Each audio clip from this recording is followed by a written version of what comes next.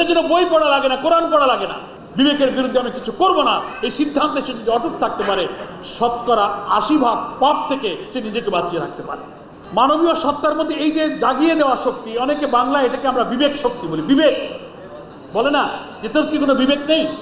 এটা কোনো মানুষ যদি কোনো বই কেতাব, কোরআন কেতাব, এলেম কালাম পড়াশোনা করুক আর না করুক, সৃষ্টিগত সহজাত প্রবৃত্তির মধ্য দিয়ে মানুষের মধ্যে এই নৈতিক বোধটা আল্লাহ তাআলা এমনভাবে জাগিয়ে দিয়েছেন যে সে যদি শুধু বিবেকের বিরুদ্ধে কোনো কাজ না করার সিদ্ধান্ত নেয়, যে আমার বিবেক যেটাকে অপছন্দ করবে আমি সে কাজ করব না, এ ব্যাপারে সে যদি ডিটারমাইন্ড থাকে যে না আমার বিবেক যেটাকে খারাপ বলবে, বিবেকের একটা দংশন আছে, খারাপ কিছু করলেই বিবেকের মধ্যে একটা একটা দংশন তৈরি হয়, এটা হচ্ছে বিবেক।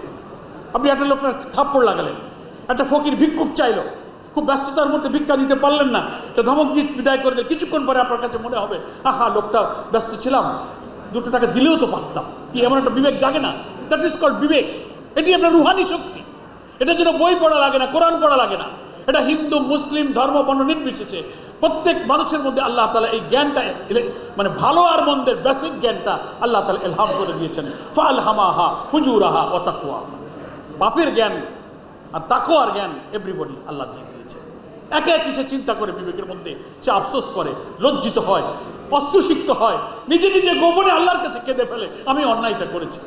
এই জন্য আমি একটা কথা বলি, আপনারা ভেবে দেখবেন যে কোনো মানুষের যদি শরঈ কোনো জ্ঞান, এলেম কালাম যদি কিছু নাও থাকে, বই পুস্তক সে জানে না, কিন্তু এই বিবেক শক্তি তাকে যেটাকে ভালো আর মন্দ বলে এটুকুও যদি অন্তত বাছাই করে সে পৃথিবীতে চলতে পারে, বিবেকের বিরুদ্ধে আমি কিছু করব না, এই সিদ্ধান্তে সে যদি অটুট থাকতে পারে, 80% পাপ থেকে সে নিজেকে বাঁচিয়ে রাখতে পারে।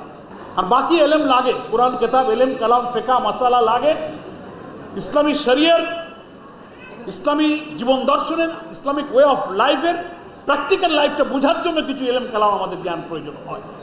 কিন্তু মৌলিক জ্ঞানটা কিন্তু আল্লাহ তাআলা মানুষকে দিয়েছেন, এটা আল্লাহ তাআলা।